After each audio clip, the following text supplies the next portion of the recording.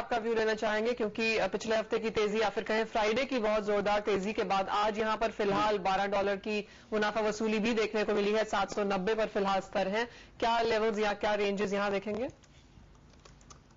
पहले हमने जो लेवल्स देखे थे गोल्ड में काफी मेरे ख्याल से पूरे एक हफ्ता या 2 हफ्ते तक करीब करीब 730 से 764-65 के बीच में बहुत रेंज बाउंड ट्रेडिंग हो रही थी। तो अभी जो वो रेंज ब्रेक हो गई है, जैसा हमने एक बार पहले डिस्कस किया था कि अगर कोई भी साइड में ये लेवल ब्रेक होते हैं तो हमें शायद काफी अच्छी डायरेक्शनल मूव मिल सकती है, और वही हमें देखने को मिला जब 765 के आसपास ब्रेक हुआ तो इमीडिएटली हमें करीब 790 से ऊपर के लेवल देखने को मिल गए।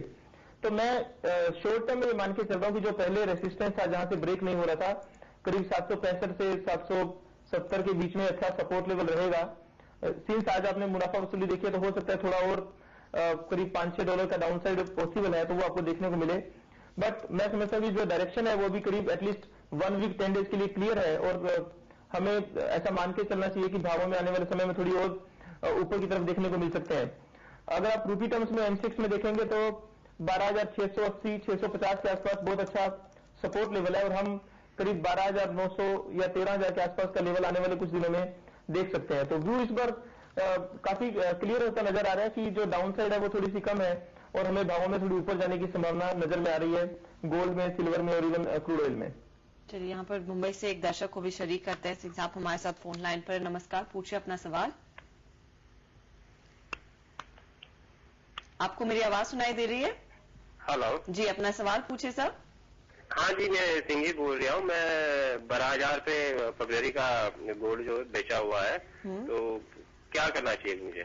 चलिए, 12,000 पर सेल कॉल लेकर बैठे और 13,000 पर लगभग दस्तक देते हुए प्राइसेस दिखाई दे रहे हैं। क्या आप कहेंगे कि आ जाए आप?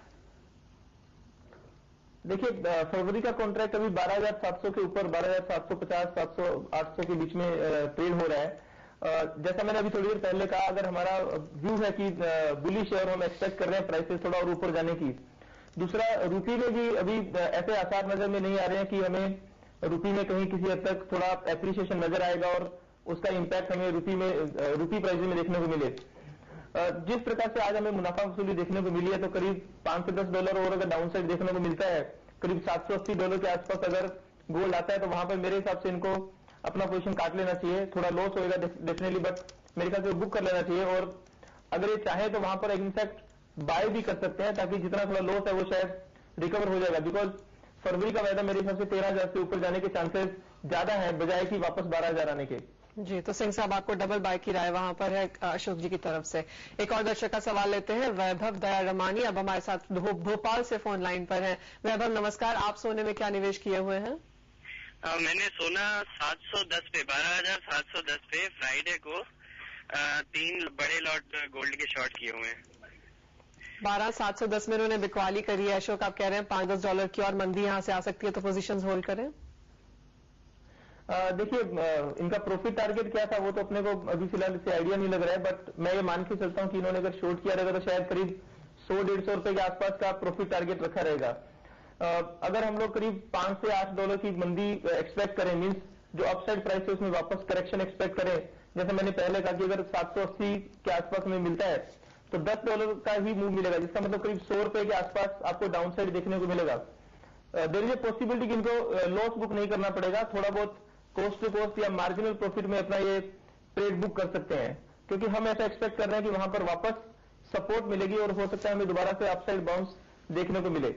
तो हाल फिलहाल ये अपना पोजीशन होल्ड कर सकते हैं, और जब वापस नीचे आता है करीब 680-650 के आसपास, तो वहां अपना पोजीशन बुक कर सकते हैं। एक चीज मैं इनको बोलना चाहूंगा पहले वाले इन्वेस्टर को भी, जब हम कोई भी पोजीशन लेते हैं तो जब हम प्रॉफिट टारगेट रख रहे हैं तो एक स्टॉप लॉस अपना रख लें, क्योंकि मार्केट आजकल बहुत ज्यादा वोलेटाइल है।